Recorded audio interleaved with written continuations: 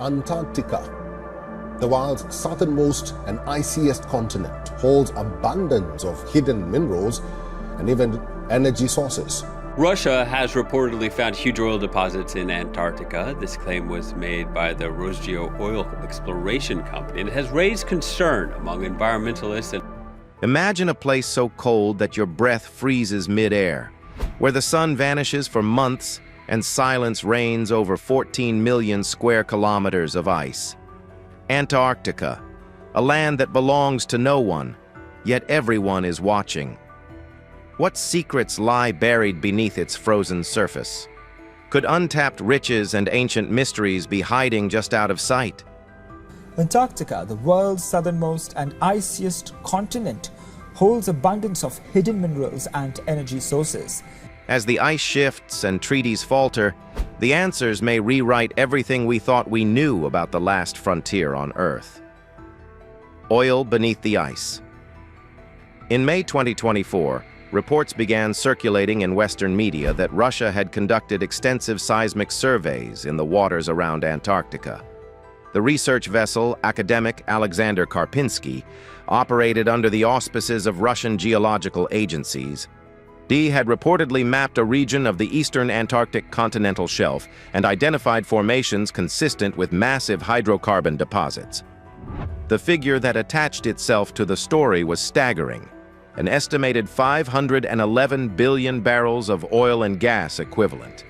According to a report, Russia has found vast oil and gas reserves in the Antarctic, much of it in areas claimed by the United Kingdom. For context, that would be roughly 10 times the total reserves of the North Sea. More than Saudi Arabia's proven reserves at their peak. The reaction was immediate and divided. The British Foreign Office expressed concern. Argentine and Chilean diplomats issued statements reminding the world of their own overlapping territorial claims on the Antarctic Peninsula. Environmental organizations called it a provocation. Russian officials, for their part, characterized the surveys as routine scientific research, fully consistent with their obligations under the Antarctic Treaty. And here is where the story becomes genuinely complicated, because technically they may be right. The Antarctic Treaty, signed in 1959 and entering into force in 1961, designates Antarctica as a zone of peace and scientific cooperation. On the 1st of December 1959, it was among 12 countries to sign the Antarctic Treaty. It suspends all territorial claims without resolving them. In 1991, the Protocol on Environmental Protection, commonly known as the Madrid Protocol, added a binding prohibition on mineral resource activities in Antarctica. That ban is comprehensive. It covers exploration, extraction, and commercial exploitation. It has no expiration date in the conventional sense, but it includes a review mechanism that becomes available in 2048, 50 years after the protocol entered into force. And seismic surveying is not explicitly classified as mineral exploration under the protocol. It is classified as scientific data collection. And this is the loophole, or the ambiguity, or the perfectly legitimate scientific activity, depending on whom you ask, that has allowed multiple nations over multiple decades to quietly build an extraordinarily detailed picture of what lies beneath Antarctic ice and surrounding seabeds.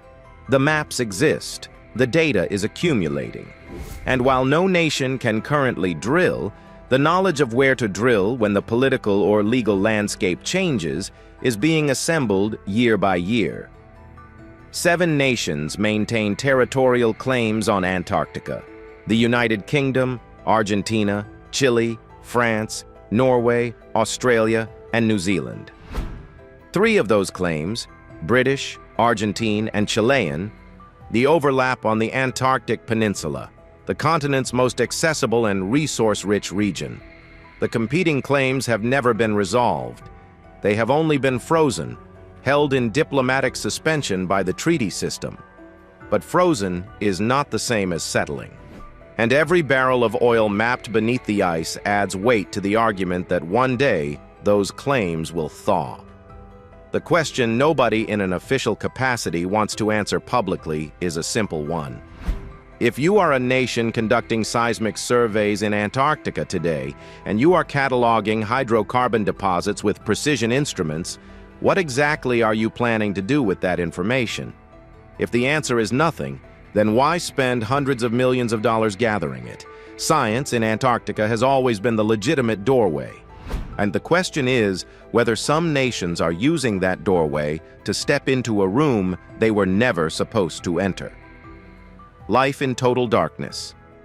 900 kilometers from the South Pole, the Ross Ice Shelf extends across an area roughly the size of France. It is the largest ice shelf on Earth, a floating platform of ice hundreds of meters thick that sits atop a dark ocean no sunlight has reached in millennia. Beneath it lies a world that, until very recently, science assumed was essentially sterile. No light, no photosynthesis, no primary production, no food web, nothing. That assumption was wrong. In 2021, a team of researchers from the New Zealand Antarctic program drilled through the Ross Ice Shelf at a location roughly 350 kilometers from the open ocean, and the borehole penetrated over 500 meters of ice before reaching the water column beneath.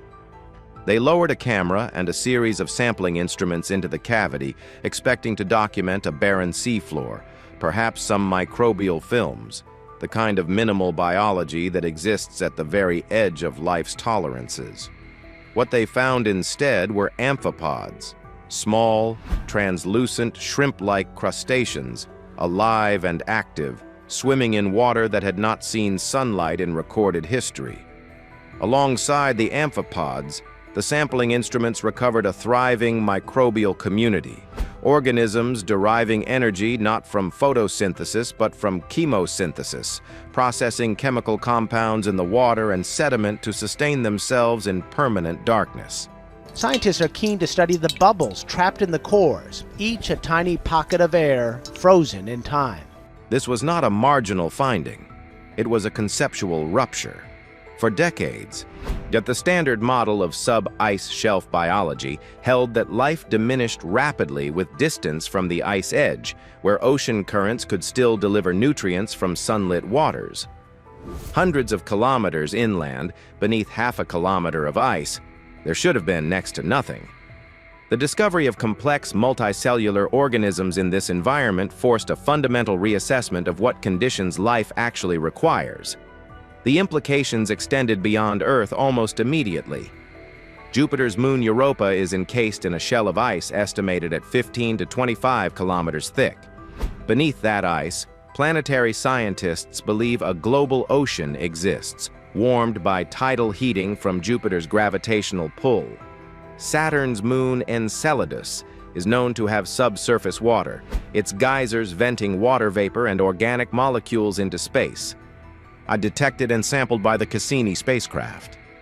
In both cases, the question has always been, could life survive in an ocean sealed beneath ice, cut off from sunlight entirely? The Ross Ice Shelf just provided a proof of concept, not a guarantee, but a demonstration that darkness alone does not preclude biology, that ecosystems can sustain themselves on chemistry where photons cannot reach, that the boundary of habitability is wider than we drew it. But this discovery also carries an ethical weight that has received far less attention. If complex ecosystems exist beneath Antarctic ice, ecosystems that have been isolated for thousands of years, evolving in conditions unlike anywhere else on the planet, they are also extraordinarily vulnerable. They exist in a sealed environment. They have no resilience to disturbance because they have never experienced it. A single intrusion, chemical contamination, thermal disruption from warming waters, structural collapse of the shelf above them could annihilate a biological system that took millennia to develop. We found life in the one place we were certain it could not exist. The question now is whether we have the discipline to leave it alone. The ice that sings.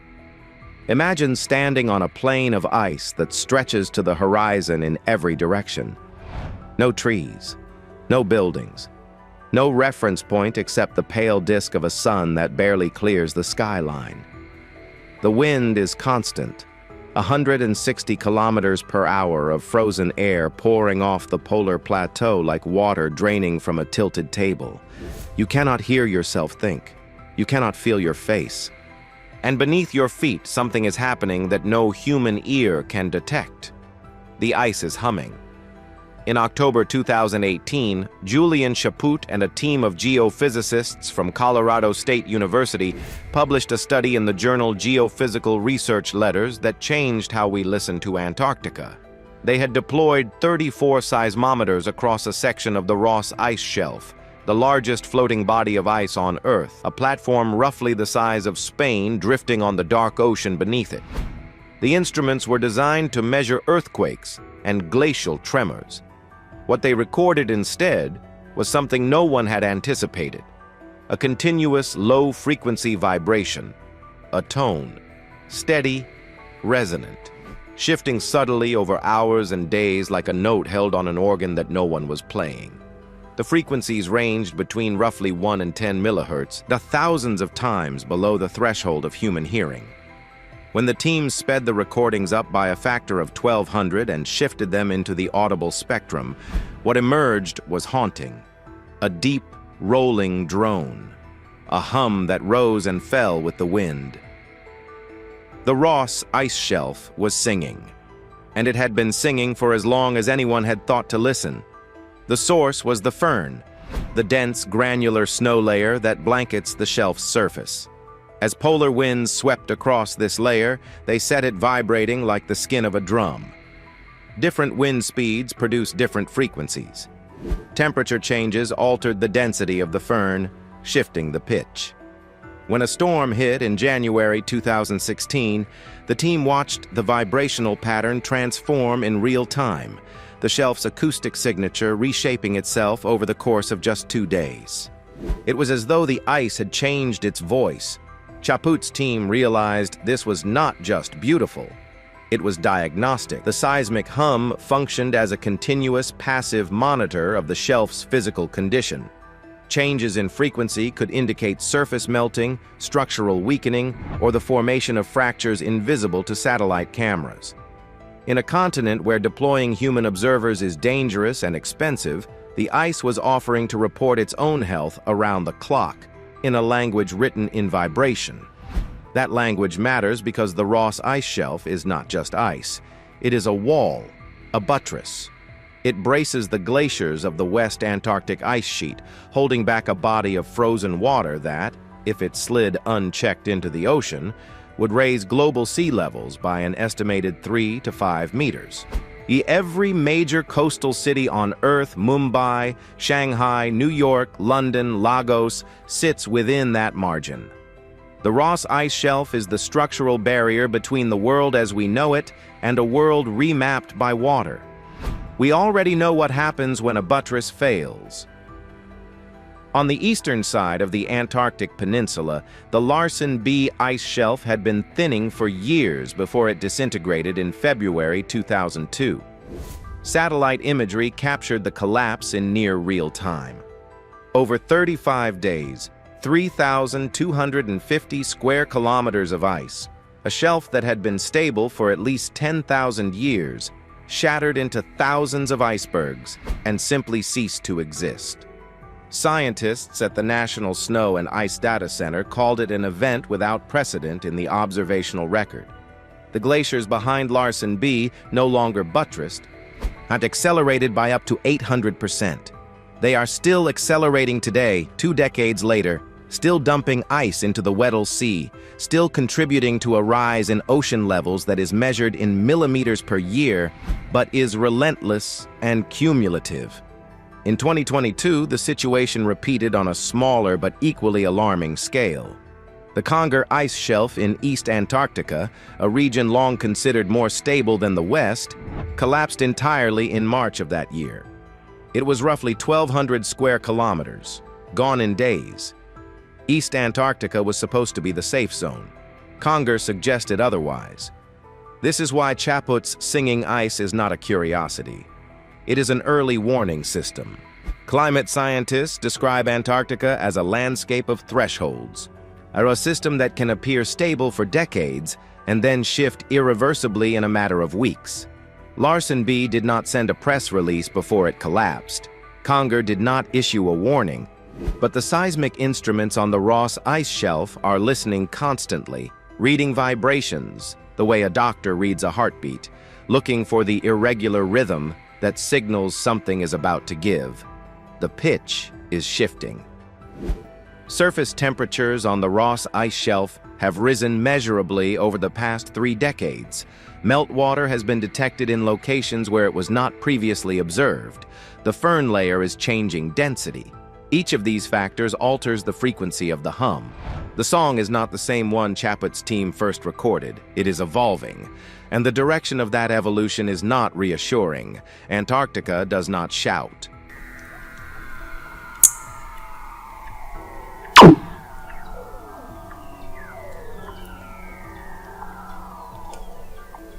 It does not issue ultimatums.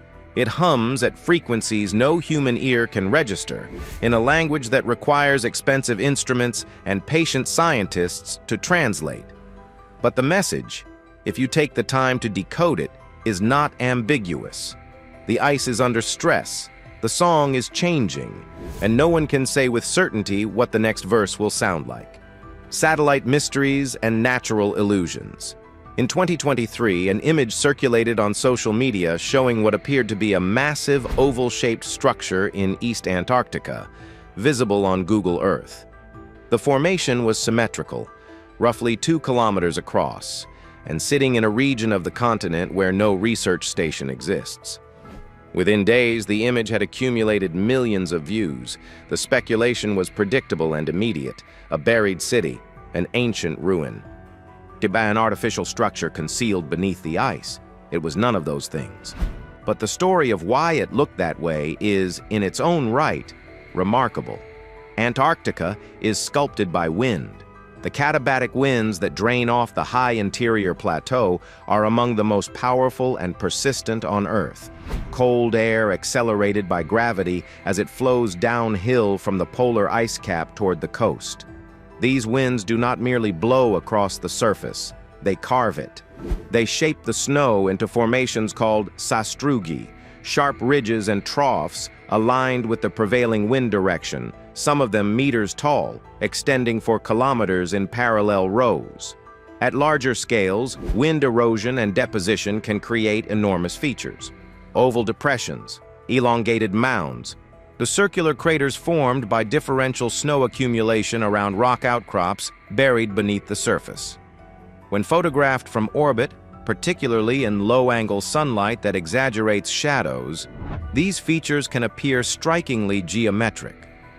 The human brain, evolved to detect patterns and especially to detect signs of intentional design, does the rest. This is not a failing. It is an instinct. We are wired to see structures, faces, order, in random or natural formations. Psychologists call it pareidolia. And Antarctica, with its vast, featureless plains interrupted by wind-carved anomalies, is a perfect incubator for it. The problem is not that people find these images intriguing. The problem is the speed at which speculation hardens into conviction online. An ambiguous satellite image is posted with a question mark. Within hours, it has been screenshotted, recontextualized, narrated over dramatic music, and presented as evidence. By the time a glaciologist or remote sensing specialist weighs in with the mundane explanation, the alternative narrative has a 2-day head start and 10 times the audience. Real verification requires work. Ground-penetrating radar can determine whether a feature is surface snow or bedrock. Cross-season satellite comparisons can show whether a formation changes shape with wind patterns, which a structure would not. Thermal imaging can distinguish ice from rock. These tools exist. They are used routinely by polar researchers, but their results are published in technical journals, not on platforms optimized for engagement. Antarctica occupies a peculiar position in the modern imagination, precisely because it is so hard to verify anything about it firsthand. Almost no one will ever go there. The images we see are mediated by satellites and cameras, and the narratives attached to them by strangers. In that information vacuum, the continent becomes a screen onto which any story can be projected. And the stranger the story, the further it travels. The irony is that the real Antarctica, the one being measured and monitored by scientists, is far stranger than any conspiracy. Ice that sings. Life in total darkness. Oil reserves mapped but legally untouchable. Formations carved by wind into shapes that fool the eye from orbit. The truth does not need embellishment. It needs attention. Myths, legends, demand the power of the unknown. Human beings have been inventing stories about the bottom of the world for longer than anyone has actually been there. The ancient Greeks theorized a great southern landmass they called Terra Australis Incognita, a counterweight to the northern continents necessary for the planet to remain in balance. Plato, in his dialogues Timaeus and Critias, described a powerful island civilization that sank beneath the waves in a single catastrophic event. He called it Atlantis. He almost certainly intended it as a philosophical allegory, a parable about hubris and divine punishment. But the image of a lost civilization buried beneath water and ice and a remarkable discovery 10,000 feet below the surface of Antarctica's Weddell Sea has proven irresistible to every generation since. Antarctica has inherited that mythology because it is the one continent that was, for most of human history, genuinely unknown. The first confirmed sighting did not occur until 1820, the first landing the late 19th century. The interior was not reached until the early 20th century, and even today, vast stretches of the continent remain unvisited by human beings. It is the closest thing Earth has to an unexplored world. And unexplored worlds attract stories. Some of those stories are rooted in real events, distorted through repetition. In the austral summer of 1938 to 1939, Nazi Germany dispatched an expedition to the Atlantic coast of Antarctica aboard the vessel Schwabenland, led by Captain Alfred Richer. The expedition was real. Its purpose was primarily to secure whaling rights and establish a basis for a territorial claim. Aircraft flew over the region, dropping metal swastika-emblazoned markers and photographing the terrain. Germany named the area Neuschwabenland. That is the historical record. What grew from it is something else entirely. In the decades since, a mythology has developed claiming that the Germans built a secret base in Antarctica, that advanced weapons were tested there, that submarines ferried personnel and technology to a hidden facility beneath the ice. None of this is supported by any credible evidence. The expedition lasted weeks, not years. The aircraft dropped claim markers from altitude. They did not land. No construction took place. No base was built. But the story persists because it has the perfect ingredients: a real expedition, a sinister regime, and a continent too remote for casual verification. The same dynamic fuels more recent myths. Lake Vostok, the enormous subglacial lake discovered beneath the Russian Vostok station, was drilled into by Russian scientists in 2012 after decades of effort. The drilling was real. The lake, sealed beneath nearly 4 kilometers of ice for an estimated 15 to 25 million years, was a genuine scientific milestone. But almost immediately, an internet mythology attached itself to the project. A story emerged claiming that Russian scientists had encountered a dangerous organism in the lake, designated Organism 46B, a predatory creature capable of paralyzing prey with venom. The story appeared on fringe websites, citing no verifiable sources, and was never corroborated by any published research or any named scientist. It was fiction dressed in the language of classified intelligence. But it spread. Because it was compelling, because Antarctica is far away. Because most people have no framework for evaluating claims about subglacial biology. And because social media platforms are structurally designed to amplify content that provokes emotional responses, particularly fear, wonder, and suspicion. Nuanced scientific papers do not go viral. Organism 46b does. This is not a trivial problem. When public understanding of Antarctica is dominated by myth, it becomes harder to build support for the real work being done there. Harder to explain why the Antarctic Treaty matters. Harder to communicate the urgency of ice shelf monitoring. Harder to make the case that a continent with no permanent human population is nonetheless central to the future of every coastal city on Earth. Conspiracy does not survive in the presence of understanding. It thrives in its absence. And every hour spent debating fictional organisms beneath the ice is an hour not spent reckoning with what is actually happening to that ice, which is, by any measure, far more consequential. As the wind howls across the endless ice and the Ross ice shelf hums its hidden song, one truth becomes clear. Antarctica is not waiting for us to decide its fate. Beneath the surface, life clings to the unimaginable. Treaties tick toward 2048, and secrets lie frozen in the dark. What will we uncover when the ice finally reveals its story? And more importantly, will we be ready to face it?